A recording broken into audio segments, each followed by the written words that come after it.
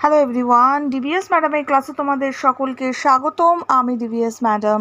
সবার আগে চ্যানেলটা সাবস্ক্রাইবের পর নোটিফিকেশান অন রাখবে, যাতে যখন যখন ভিডিও আপলোড হোক তোমাদের কাছে পৌঁছে যায়।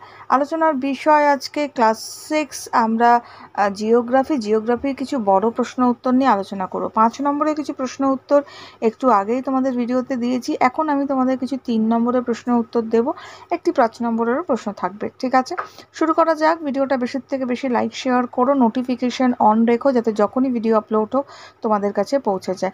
যে প্রশ্নগুলো আমি দিচ্ছি এগুলো ভীষণ ইম্পর্টেন্ট প্রশ্ন, পরীক্ষার জন্য অবশ্যই পড়তে হবে। তোমরা অনেকেই রিকোয়েস্ট করেছিলে প্রশ্নের জন্য, ইম্পর্টেন্ট প্রশ্নের জন্য দিয়ে দিলাম। দেখো, সবার প্রথমের প্রশ্ন, ওজোন স্তর ক্ষতি হচ্ছে, এর ফলে কি হতে পারে? উত্তর আমরা লিখব, ওজোন স্তর হলো পৃথিবীর রক্ষা কবচ। এই রক্ষা কবচের ক্ষতি হলে পৃথিবীর প্রাকৃতিক পরিবেশ, মানুষ তথা সমগ্র জীবজগতের ওপর বিরূপ প্রভাব পড়বে। যথা 1 নম্বর দিয়ে আমরা দেখব, সূর্যের অতি বেগুনি রশ্মি সহজেই পৃথিবীতে এসে পৌঁছবে। এর প্রভাবে মানুষের ত্বকের ক্যান্সার হবে, চোখের ছানি পড়বে, রোগ প্রতিরোধ ক্ষমতা হ্রাস পাবে। নেক্সট, অতি বেগুনি রশ্মির প্রভাবে উদ্ভিদ ও প্রাণীর বৃদ্ধি বিকাশ ব্যাহত হবে। নেক্সট, উদ্ভিদের ক্লোরোফিল হ্রাস পাবে, ফলে সালোক সংশ্লেষ প্রক্রিয়া ব্যাহত হবে। নেক্সট, অতি বেগুনি রশ্মি আগমনের ফলে পৃথিবীর গড় তাপমাত্রা বৃদ্ধি পাবে এবং বিশ্ব উষ্ণায়ন ত্বরান্বিত হবে। নেক্সট, জলচক্র বিঘ্নিত হবে ও পরিবেশের ভারসাম্য নষ্ট হবে। ঠিক আছে, হয়ে গেল। নেক্সট, পরের প্রশ্নে আমরা চলে যাব।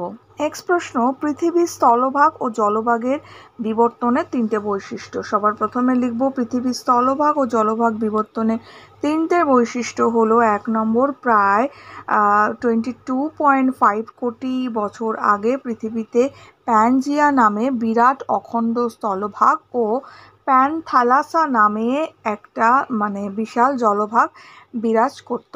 ঠিক আছে। 2 নম্বর লিখব, প্রায় 20 কোটি বছর আগে পৃথিবীর গুরুমণ্ডলের তাপের পরিচলন স্রোতের কারণে প্যানজিয়া ভাঙতে শুরু করে এবং ভাঙা টুকরোগুলি উত্তর দক্ষিণে পূর্ব পশ্চিমে সরে যেতে থাকে। এইভাবে সরতে সরতে বর্তমানে 7টি মহাদেশ ও 5টি মহাসাগর তৈরি হয়। নেক্সট, কৃত্রিম উপগ্রহ থেকে পর্যবেক্ষণ করে দেখা গেছে মহাদেশগুলি বছরে 2 থেকে 20 ওকে 2 থেকে 20 সেমি করে সরছে। তাই লক্ষ লক্ষ বছর ধরে মহাদেশের এই সঞ্চারণের ফলে পৃথিবীর মানচিত্রটা একেবারে অন্যরকম দেখাবে। যেমন আটলান্টিক মহাসাগর আরও বড় হবে, প্রশান্ত মহাসাগরটি হয়তো থাকবেই না। ক্লিয়ার? নেক্সট, পরের প্রশ্নে যাব। পরের প্রশ্ন বলেছে আমাদের, আয়নোস্ফিয়ারের গুরুত্ব লেখো। উত্তর লিখব, আয়নোস্ফিয়ারের গুরুত্ব পয়েন্ট করে লিখব, বেতার সংযোগ। ভূপৃষ্ঠ থেকে পাঠানো বেতার তরঙ্গগুলি এই স্তরে প্রতিহত হয়ে পৃথিবীতে ফিরে আসে। এর জন্যই পৃথিবীর এক প্রান্ত থেকে অপর প্রান্তে বেতার সংযোগ রক্ষা করা সম্ভব হয়। 2 নম্বর, মেরুজ্যোতি। এখানে লিখব, আয়নোস্ফিয়ারের জন্য মেরু দেশে মেরুজ্যোতি দেখা যায়, যার ফলে এখানে রাতের আকাশে আমাদের মতো অন্ধকারাচ্ছন্ন হয় না। এই জ্যোতি সুমেরুতে সুমেরুপ্রভা, কুমেরুতে কুমেরুপ্রভা নামে পরিচিত। নেক্সট, পৃথিবীকে নীল গ্রহ বলার কারণ কি? উত্তর লিখব, পৃথিবীর 4 ভাগের 3 ভাগই জল, তাই মহাদেশ থেকে প্রায় পৃথিবীকে দেখলে নীল জলরাশি চোখে পড়ে। 2 নম্বর, মহাকাশচারীরা বা কৃত্রিম উপগ্রহ পৃথিবীর যে ছবি সংগ্রহ করে তাতেও পৃথিবীকে গোলাকার নীল গোলক রূপে দেখা গেছে।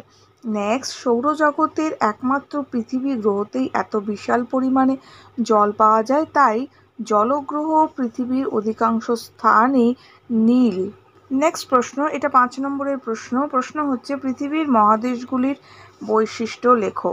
আচ্ছা, উত্তর আমরা লিখব, মহাদেশগুলির অবস্থানগত বা বন্টনগত বৈশিষ্ট্য। এখানে আরেকটা পয়েন্ট হবে স্থানগত বিস্তার। এই পয়েন্টে লিখব, ভূপৃষ্ঠের প্রায় 29% অর্থাৎ 14.9 কোটি বর্গকিমি স্থান জুড়েই স্থলভাগ, তাই স্থান জুড়ে স্থলভাগ তথা মহাদেশগুলো অবস্থিত। নেক্সট, উত্তর গোলার্ধের বিস্তার, এই পয়েন্টটা লিখব। উত্তর গোলার্ধে প্রায় 5/2 অর্থাৎ 39% স্থান জুড়েই মহাদেশ অবস্থিত। এখানে স্থলভাগ তথা মহাদেশগুলি অপেক্ষাকৃত বেশি থাকে বলে সস্থল গোলার্ধ বলে। স্থল গোলার্ধ কেন্দ্রে আছে সুমেরু বৃত্ত। ঠিক আছে, দক্ষিণ গোলার্ধের পয়েন্ট করে লিখব। দক্ষিণ গোলার্ধে মাত্র 1/5 অর্থাৎ 19% স্থান জুড়ে মহাদেশ অবস্থিত। বৃত্তাকার অবস্থান পয়েন্ট করে লিখব। সুমেরু বৃত্তকে কেন্দ্র করে মহাদেশগুলি বৃত্তাকার অবস্থান করছে।